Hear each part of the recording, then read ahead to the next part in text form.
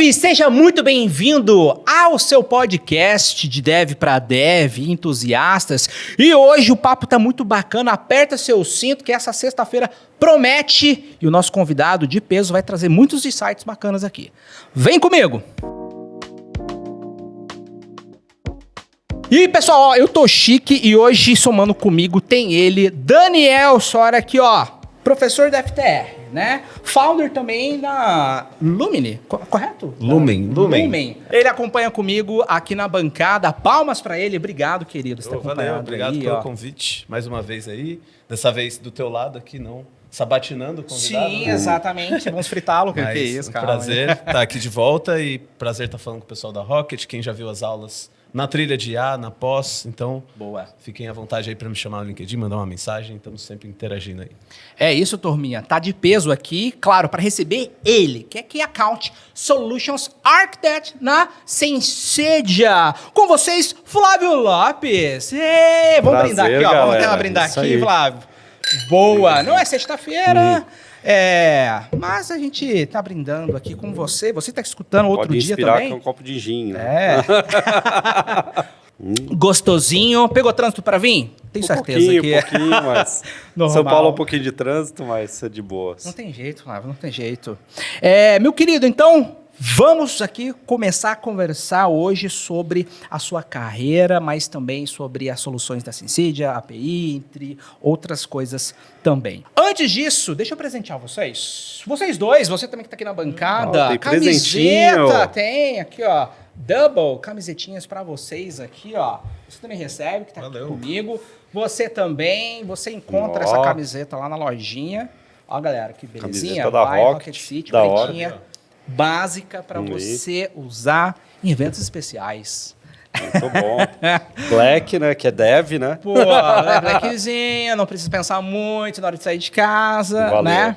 Por isso que eu venho. Segunda vez que eu vim, segunda camiseta que eu ganhei. Exatamente. Acinzentou, já renova o look. Ó, além de camiseta, tem blusão, tem coisa fina lá, então busca na lojinha da Rocket City, tem bastante coisa legal. Bora lá, conta um pouquinho da sua trajetória. E, cara, como é que você chegou nesse universo de arquitetura e soluções de APIs? Conta aí pra gente, Fábio. Bom, vou falar, né, brevemente, né? Eu acho que os cabelos brancos já entregam na minha idade de tecnologia. A falta dos cabelos. A falta dos cabelos também, né?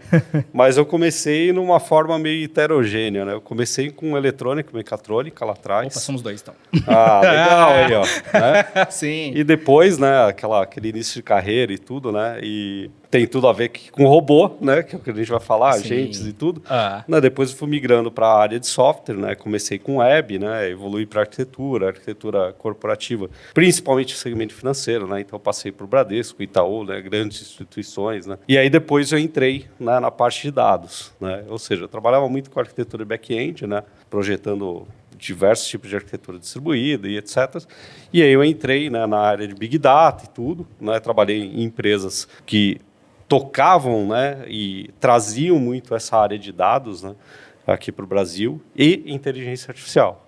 Né? Então, eu trabalhei, né, desde aquela época onde a gente tinha os modelos, né, que a gente tinha que treinar, tinha que desenvolver os modelos específicos, né, até hoje, né, que a gente tem modelos de uso geral, né, as LLMs, o que facilitou até para eu conhecer o fundamento e a aplicação. Então, eu tenho conhecimento de arquitetura e, hoje eu tenho conhecimento de IA e de dados, né? Então, junta esse tripé, dá uma mágica bem legal. Oh, cara, você comentou, falou de mecatrônica, eu comecei a voltar na minha época, fiz muita manutenção de robô, cara, em linha de produção e tudo mais, que precisava operar ali. Não era tão diverso quanto hoje, assim, mas me remeteu uma época, assim.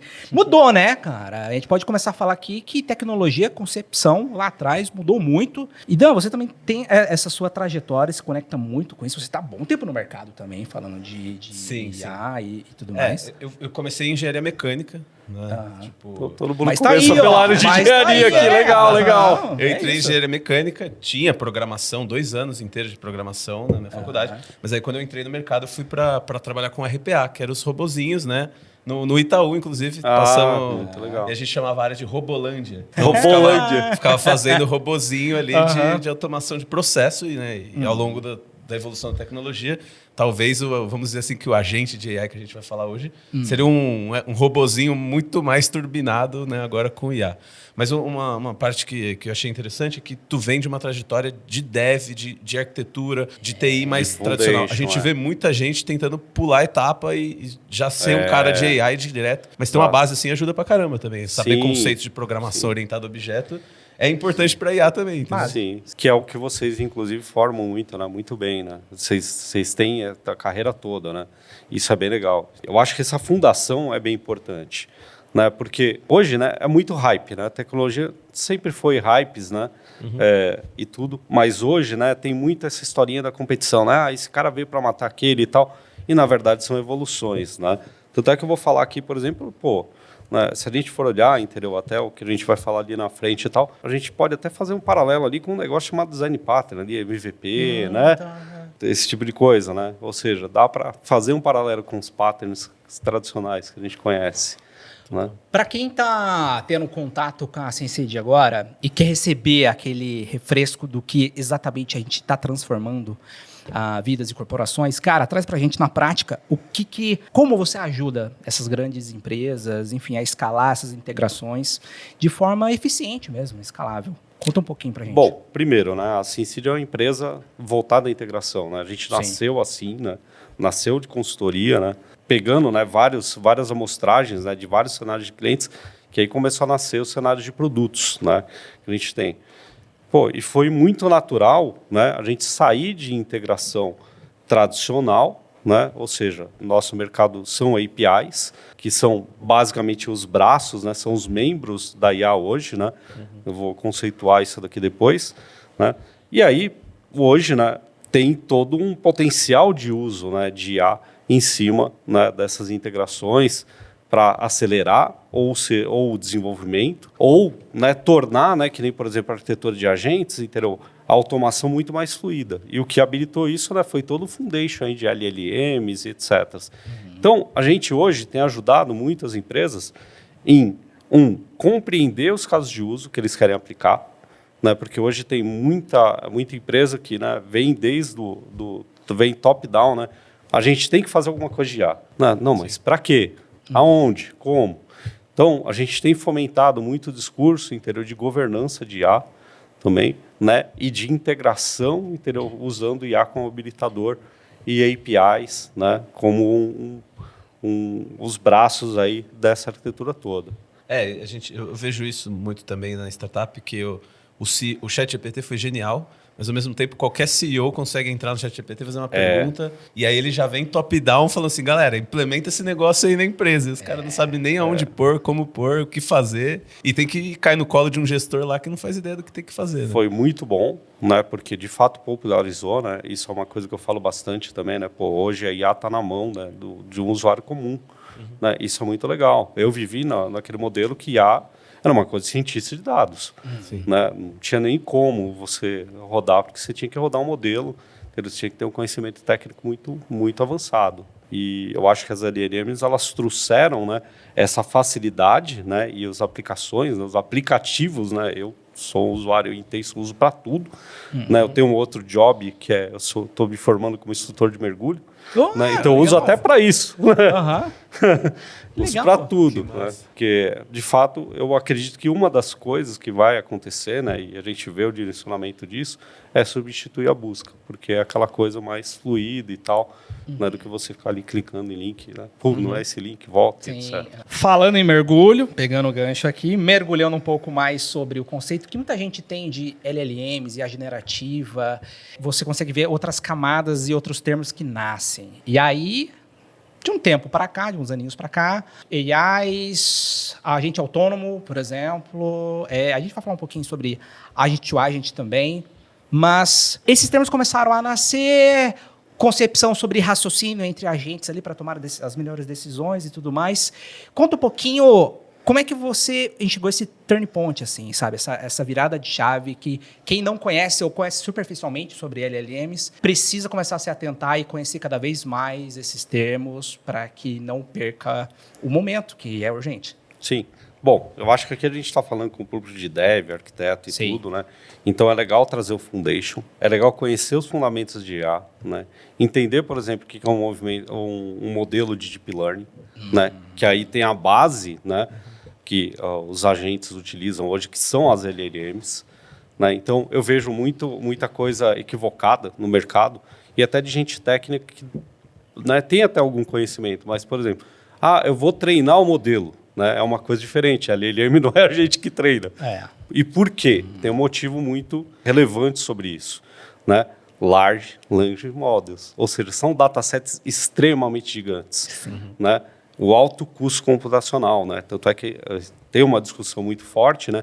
Que talvez a barreira, né, que a gente vai ter é de energia, de processamento. Né? E nisso até o Brasil tem uma grande vantagem. Agora o governo está, inclusive, incentivando isso. Então, a gente vem aí das LLMs, né, que é a base para isso, né, ou seja, é o cérebro da coisa que está ali por trás dos agentes, e os agentes se assentam em cima das LLMs para automatizar. Né, mas quem toma ali a decisão, né, de fato, quem é o cérebro da coisa são os agentes.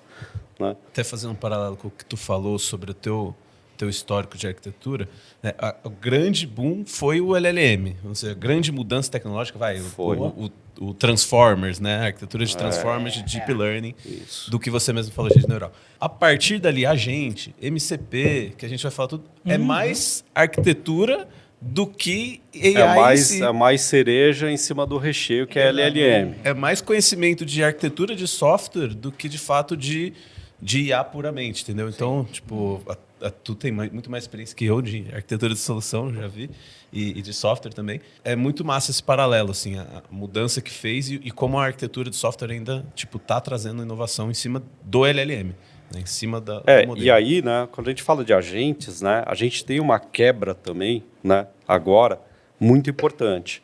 Porque quando a gente tem os LLMs, né, a gente aqui está falando do ChatGPT, né, do Gemini, né, a experiência era conversacional. Sim. Né?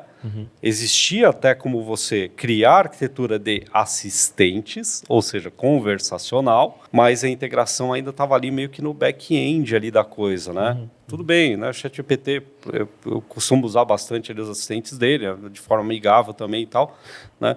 Agora, o que os agentes trouxeram, que foi outra quebra? A automação, usando essa inteligência, entendeu, de processar texto, né, no qual ele consegue interpretar, entender um texto, identificar, por exemplo, uma tarefa que ele tem que executar.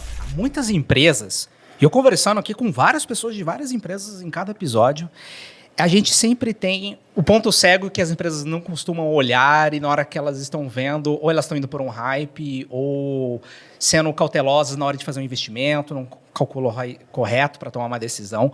Quando que a gente entende que a empresa está sendo inteligente e passar desse uso tradicional, digamos, de chatbot e tudo mais para IA, ela começa a usar, além de performance, mais melhoria em tudo dos seus processos. Cara, conta um pouquinho ali se isso é maturidade, porque muitas empresas têm ainda aquele receio de cair de cabeça nas suas automações, enfim. Traz um pouco sobre maturidade quando escolhe fazer isso numa empresa. Para mim isso até que não é tão novidade, porque sempre houve essa discussão mesmo com o IA tradicional. Ou seja, qual que é o valor que isso traz, né? O valor tangível. Isso. Né? Todo mundo sabe, né, que tem ali a capacidade de processar altos volumes de dados, etc.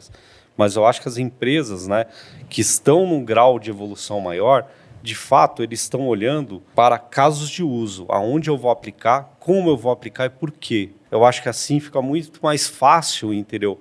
E esse é a quebra da maturidade de você tangibilizar, entendeu, o uso dessas ferramentas novas no seu core business.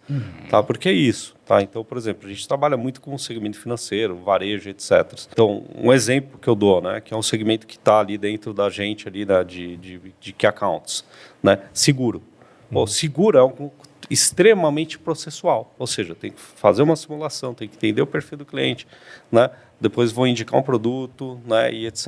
E tem uma série de etapas que são processuais. Pô, a automação ajuda pra caramba nisso, né?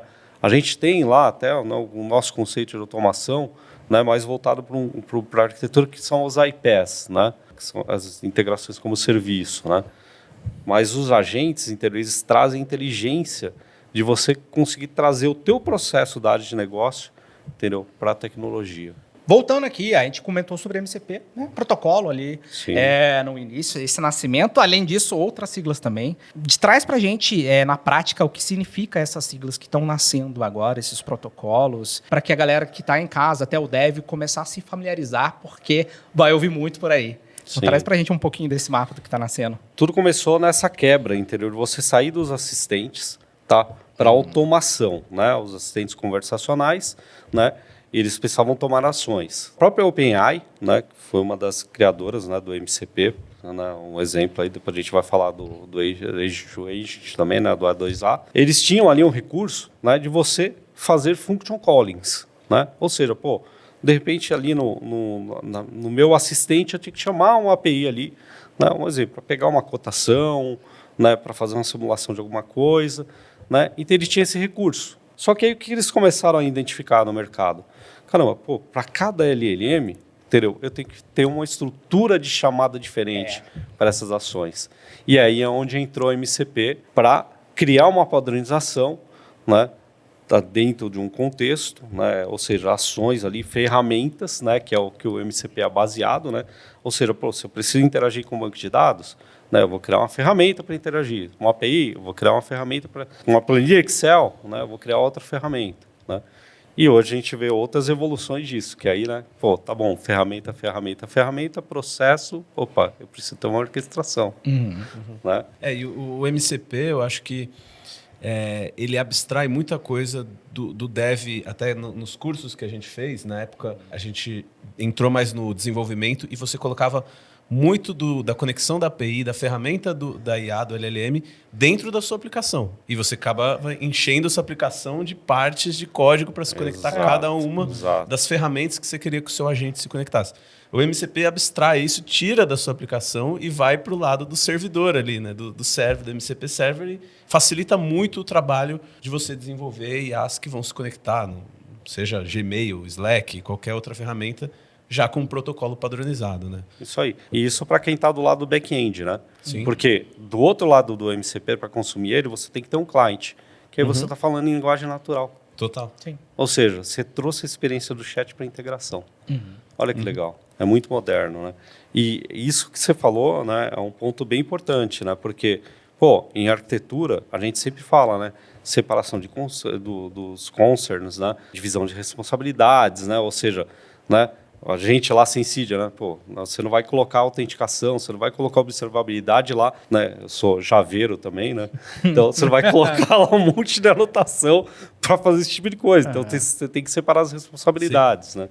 A gente, em arquitetura, a gente conhece o Solid, né? Bons padrões de desenvolvimento que falam exatamente disso, né? E aí, de fato, o MCP foi uma grande jogada para isso. E aí nasce o Agent to Agent também aí, né? O A2A, né? O A2A. E, cara, também conta um pouquinho sobre isso, porque aí a gente tá falando já de agentes se comunicando com agentes ali, né? O A2A, ele já nasceu, né? Até como evolução, não é uma coisa competitiva. Inclusive, eu acho que foi muito legal, né? Hoje a gente ainda vê, né? Muito post, né? Qual que é melhor? Qual que é isso? Um versus o outro. Um versus o outro. Não, mas, cara, é muito legal entrar lá no site, entendeu? Do A2A. E você vê, entendeu? Que eles falam, cara, nosso propósito não é competir, é complementar. Por quê? Aonde que ele entrou? O MCP ele entrou com ferramentas, ou seja, para uma execução específica. Né? Tanto é que a gente tem que dar umas voltinhas ali, que depois a gente vai aprofundar mais, para fazer uma orquestração. O que o A2A pegou? Né? Ele pegou, por que eu não vou fazer orquestração? Entendeu? Ou seja, definir roles, né? Ou seja, cara, eu sou um simulador, eu sou um orquestrador, eu sou um executor disso. Entendeu? Ele trouxe essa evolução na orquestração disso tudo. E eles mesmo, né, no site deles, eles têm ali o uso, inclusive, do MCP. Sim. Porque na hora que ele vai executar, né, uma task, ele chama o MCP. Tá? Perfeitamente. Legal você trazer isso. Vale a pena todo mundo procurar a documentação. Depois talvez a gente ponha o link aí. Opa! Depois vamos colocar coisa o link. mencionada aqui. Tanto do MCP, a documentação é muito boa para você usar o SDK e testar, quanto do A2A, né, o Agent to Agent, e lá realmente tem uma seção que fala Agent to Agent e MCP. Como usar os dois e descreve esse ponto que você pontuou super bem, assim, né? O Agent to Agent é para o agente conversar com um agente. Exato. E o MCP é para o agente conversar com uma ferramenta. Então, as duas coisas não são excludentes. E realmente tem muito post, coloca lá no LinkedIn, dá um monte de clique, né? A2A versus MCP. E não é bem assim que funciona, né? E tem o A2A também, ele trouxe, né, um negócio legal que foi a diversidade de comunicação. Né? Então, por exemplo, eu consigo ter um Kafka, né, para me comunicar, entendeu? Com o meu back-end, tá? No MCP, você já teria que fazer uma orquestração, entendeu? Então, eu tenho que chamar uma API de um lado, depois eu tenho que chamar alguma coisa assíncrona, né? Eu tenho uma orquestração entre as ferramentas. Né? Sim. E tem uma coisa muito bacana que eu vi também, recente, que o Agent to Agent, né? O Google que lançou esse protocolo, open source, mas foram eles que lançaram. Eles falam sobre criar um conceito de marketplace de agentes. Né? Porque como você padroniza um agente conversar com outro agente, eu posso fazer um agente lá na Lumen e você chamar o meu agente como se fosse um marketplace consumir agentes de outras pessoas. Né? Isso acho que para frente vai abrir um cenário que a gente ainda não viu assim nesse sentido de democratização de agentes que cada um cria e você pode consumir um de outro como um serviço e virar um... Vamos ver o que vai acontecer para frente, né, na verdade. E é verdade. Hoje, pro A2A, a gente não está vendo tanto. A gente está vendo muito pro MCP. Sim.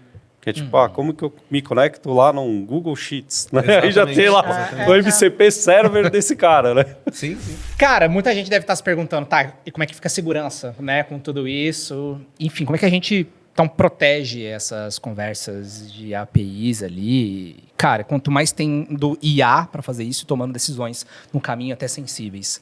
No caso da Syncedia, por exemplo, como é que funciona ali quando você que lida com o cliente, ele sempre é, digamos assim, audacioso em falar, e aí, e a minha segurança, né, meus dados sensíveis, ainda mais quando você falou, né, quando é seguro, algo processual, que lida com documentos e tudo dado mais. Financeiro, exatamente, dado de saúde, né? E aí, como é que funciona essa parte de segurança? Né? Você já deu o gancho. Opa. Tá? Primeira coisa, APIs. Tá? As APIs, elas nasceram justamente para ter essa camada de abstração, entendeu? E trazer ali segurança, observabilidade, trazer esse tipo de coisa.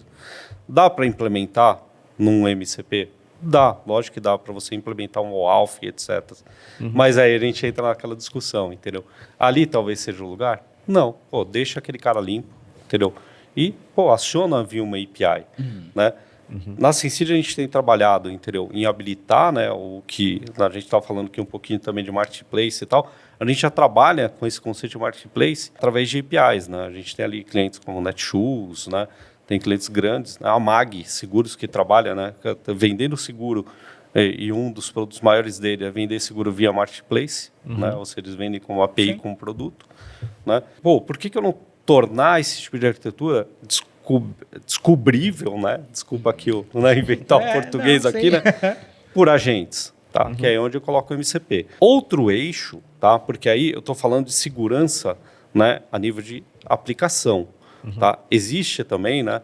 A LLM, né? Eu acho que a maioria de nós aqui, né? Se não ouviu e tal, ele tem as alucinações, né? Tava até recentemente lá, né? Fazendo um link aí com o meu outro hobby, né, que é o mergulho, e estava lá, né, elaborando lá, né, questões para eu passar numa avaliação, né. E aí eu fui brincar ali, né, o livro ali, né, nosso, ia até o capítulo 9. Eu falei, agora me dá aí me elabora algumas questões do capítulo 10. Ela fez uma maravilha, do capítulo 11, me inventou. Tá? Então, existe um aspecto voltado à segurança que não está voltado à integração. Tá? Que é governança. Sim. Tá? E aí a gente vai falar de guardrails, um exemplo. Os LLMs que a gente treina lá, entendeu? Para, por exemplo, aconselhamento de uso dos produtos Syncedia, a gente colocou um guardrail, tipo, de falar sobre os produtos da Syncedia. Sim. Entendeu? É um exemplo, tá? Então, isso é bem importante. Depois a gente vai entrar em outras coisas, né? Governança de prompt, tá? A gente vai falar depois um pouquinho aqui de stack, etc. Eu vou dar umas dicas também de como ver ali, né, o que está ali debaixo do capô. É bem legal. Ai, massa, cara. Tô gostando, não? Você tá segurando o olho ali. Mas você começou a falar de um case interno. Cara, traz um pouco mais disso.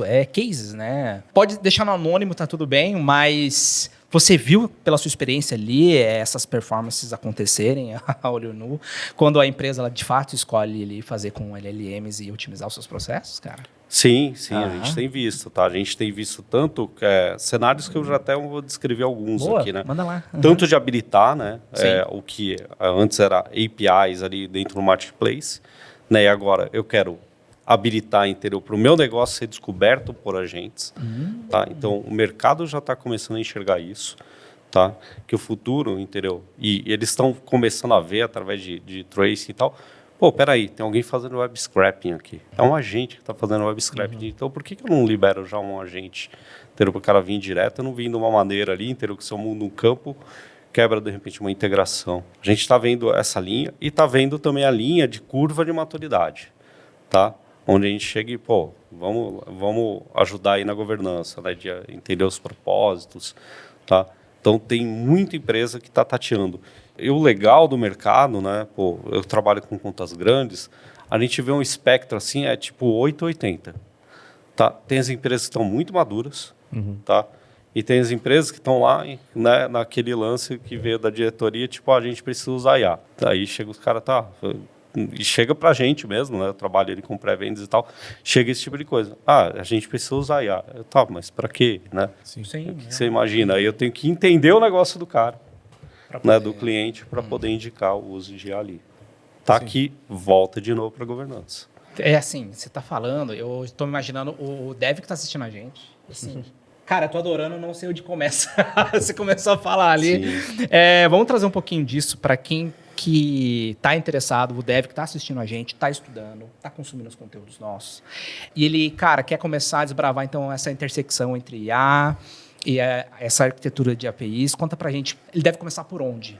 Vamos imaginar num dev aqui, back-end que está estudando, mas quer se aprofundar de vez. Vou falar um pouquinho de como eu comecei, tá? Boa! Apesar de ter a base, eu dei um reset na minha base, eu vi que eu estava indo lá pelo caminho, então, bom, vou pegar o modelo, vou rodar o modelo, vou isso e etc. E, pô, a gente tem ferramentas muito mais fáceis, né? Então, por exemplo, você tem o Olhama, né? Que é uma maneira de você rodar modelos locais. Hoje, tá? Até para você, por onde eu começaria, né? Começaria por aí. Começaria usando ali o Colab, que o Colab também você consegue usar ali, né? A parte de GPU, tá? E, pô, para quem consegue investir um pouquinho mais, gosta de game, né? Eu estou fazendo essa troca com meu filho, que gosta de game. Né? Eu botei uma RTX lá. Então, eu montei um farmzinho em casa, onde eu consigo pegar e fazer a brincadeira com os meus modelos, tá? Mas daria um passinho atrás, né? Isso é modelo e etc. Para quê? Cara, começa ali no tradicional. Começa com o que o pessoal estava divulgando antes desses hypes aqui de agentes. Entendeu? Cara, vamos lá, vamos trabalhar com uma LLM. Aí eu crio um RAG, tá?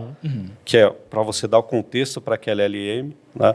Que ela não vai saber tudo, você vai ter que direcionar ela, né? Então aí que entra o RAG. É uma estrutura super simples.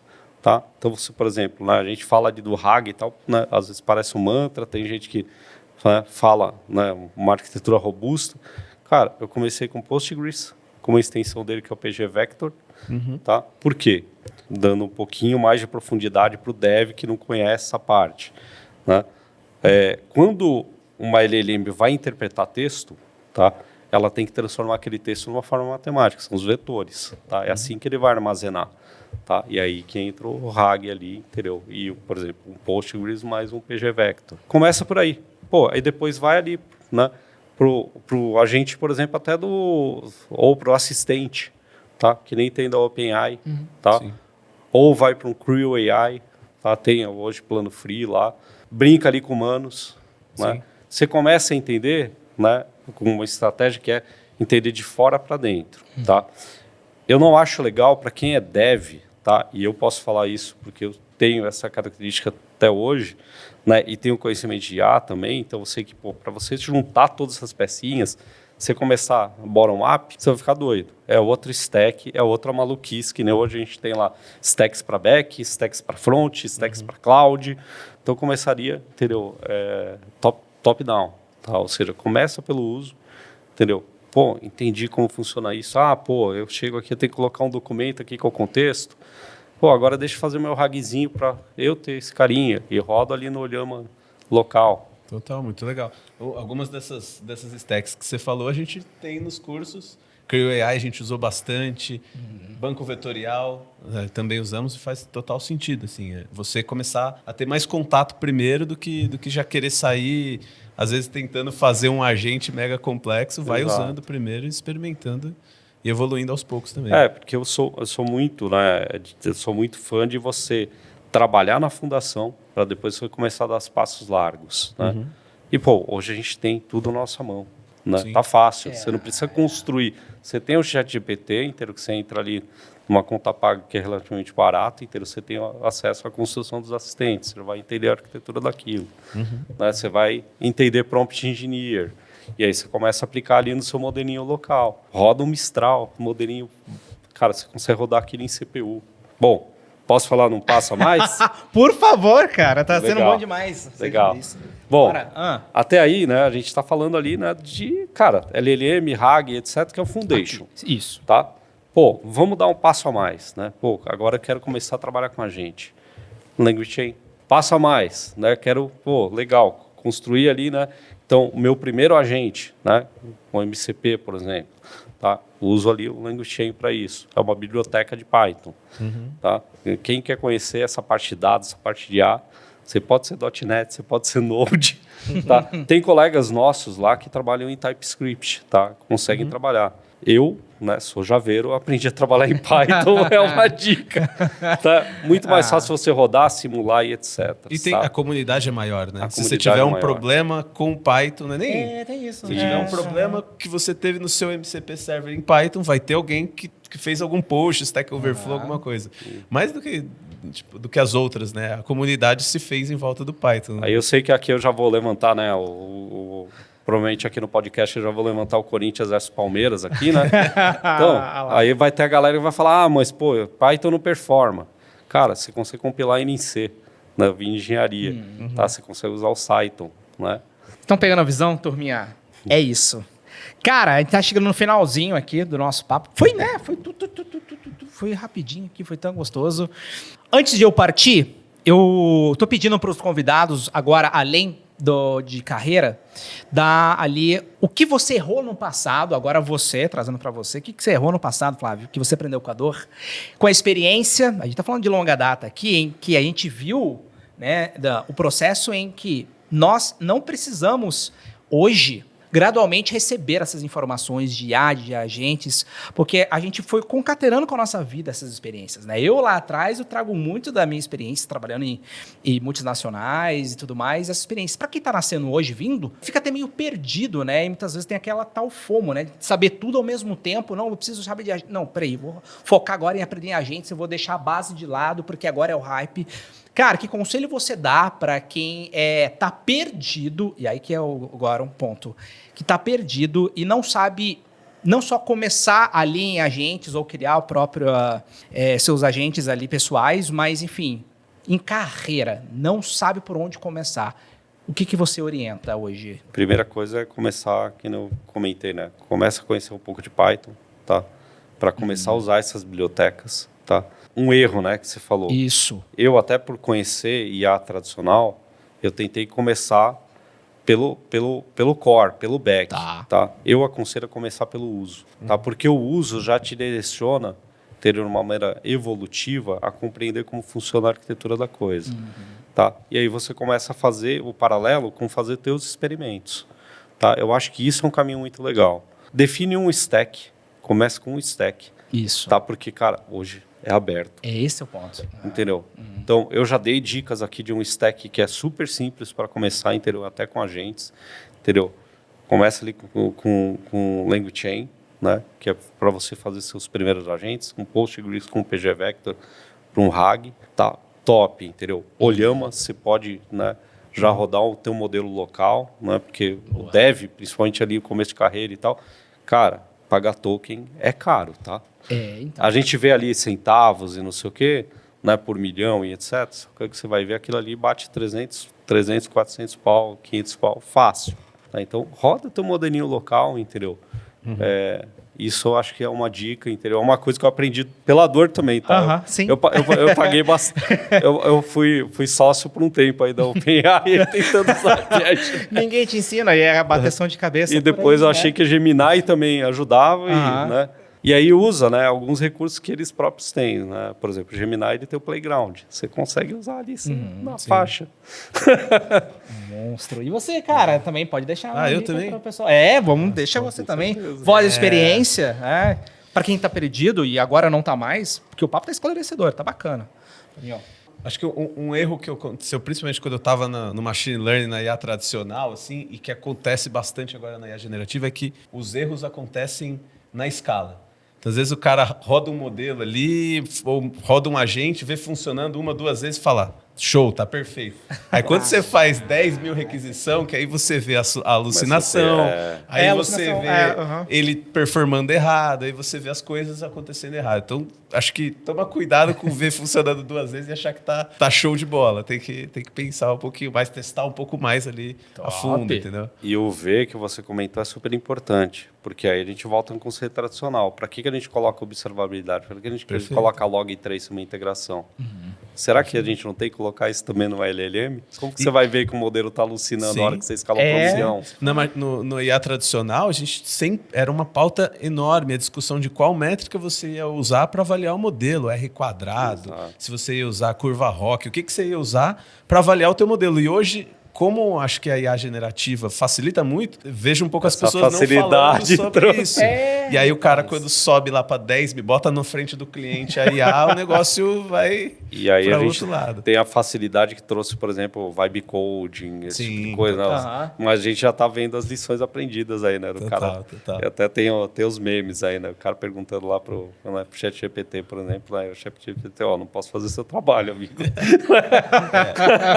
Teve um que eu vi que foi muito massa, o cara publicou no Twitter assim, fiz aqui uma plataforma SaaS usando Lovable e o dev vai acabar. Beleza, um monte de dev viu aquilo, passou 2 dias, o cara publicou assim, galera, estão entrando no meu banco de dados, derrubaram a aplicação, gente burlando o sistema de pagamento, vou parar de postar aqui no Twitter o que eu estou fazendo com o IA, porque senão a galera derruba.